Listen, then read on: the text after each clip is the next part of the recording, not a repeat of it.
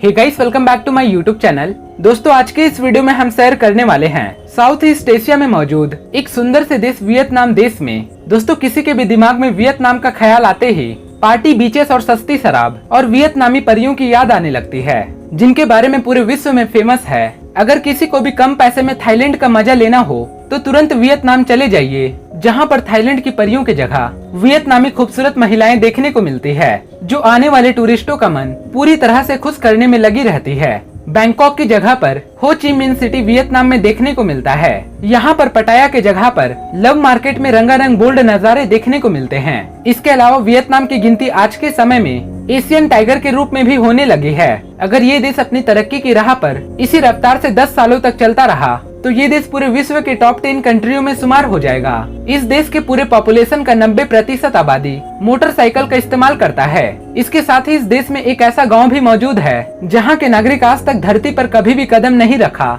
Vietnam में एक ऐसा शराब तैयार किया जाता है जिसमें चावलों की शराब में एक सांप को बंद कर दिया जाता है और कुछ दिनों के बाद सांप को निकालकर शराब पिया जाता है। दोस्तों, वियतनाम में लव मार्केट के नाम से पूरे विश्व भर में प्रसिद्ध है, जहां पर हर हफ्ते की आखिरी रात को कुंवारे लड़के और लड़कियां जमा होते हैं और अपना मनपसंद साथी चुनते हैं और खूब मजे करते हैं।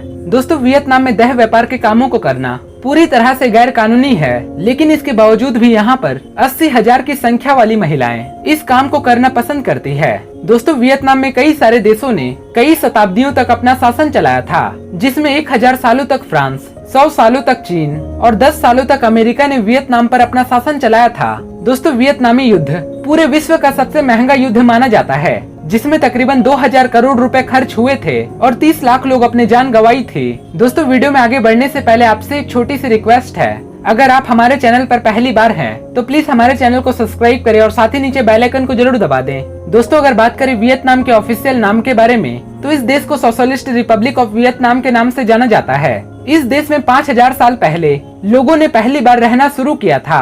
जैसे जैसे समय बीतता गया, यहाँ पर चीनियों का दबदबा बढ़ने लगा और आखिरकार चीन ने इस देश को अपने साम्राज्य में शामिल कर ही लिया। पूरे 1000 सालों तक चीन अपना शासन चलाता रहा, लेकिन फिर एक वियतनामी कमांडर ने चीनियों के खिलाफ विद्रोह करना शुरू कर दिया, जिसमें उस व्यक्ति को कामयाबी भी हासिल हुई। उसके बाद 18वीं सदी के दौरान फ्रांस ने एक बार फिर से यहाँ पर जंग का माहौल तैयार कर दिया, तो कंबोडिया चीन एक राज्य को साल 1858 ईस्वी में इंडो चाइना कॉलोनी में तब्दील करके वियतनाम पर कब्जा कर लिया गया, जिसमें चीन और फ्रांस की मिली भगत थी। लेकिन किसी आपसी विवाद के कारण फ्रांस ने साल 1954 ईस्वी में इंडो चाइना कॉलोनी को छोड़ दिया।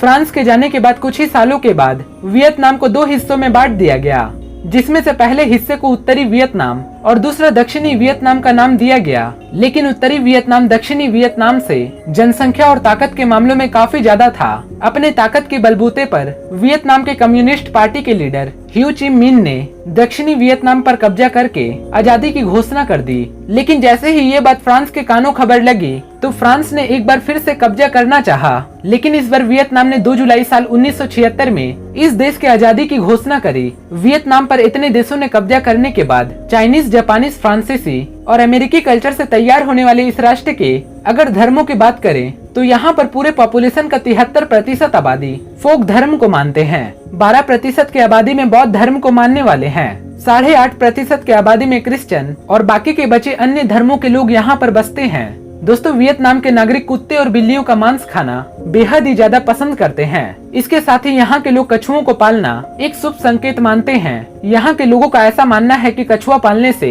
इनकी उम्र लंबी हो जाती है। दोस्तों, जैसा कि मैंने आपको वीडियो के शुरुआत में ही बताया कि वियतनाम में एक ऐसा गांव मौजूद है जहां के लोग आज तक धरती पर कदम नहीं रखा, और इस गांव का नाम शिपिंग विलेज के नाम से काफी ज्यादा पॉपुलर है, जो पानी के ऊपर तैर रहा है।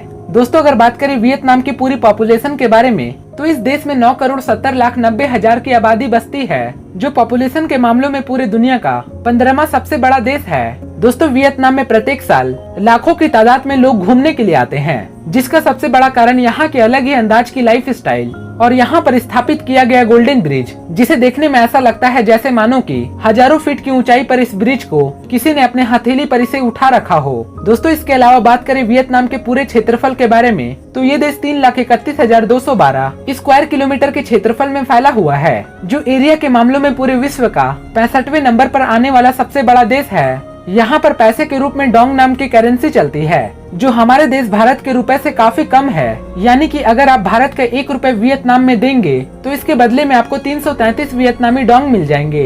वियतनाम की कैपिटल हनोई सिटी है, लेकिन जब बात आती है सबसे बड़े शहर के बारे में तो हो ची मिन सिटी यहाँ का सबसे बड़ा शहर होने का सम्मान रखता है। तो दोस्तों ये थी वियतनाम से जुड़ी कुछ अमेजिंग बातें। अगर आपको वियतनाम का ये हमारा वीडियो पसंद आया हो तो प्लीज इस वीडियो को एक लाइक जरूर दीजिएगा, और अगर आप हमारे चैनल पर पहली बार हैं तो इस चैनल को सब्सक्राइब करें और साथ ही नीचे बेल आइकन को जरूर दबा दें। फिर मिलते हैं अगले इंटरेस्टिंग वीडियो को लेकर, तब तक के लिए बाय बाय।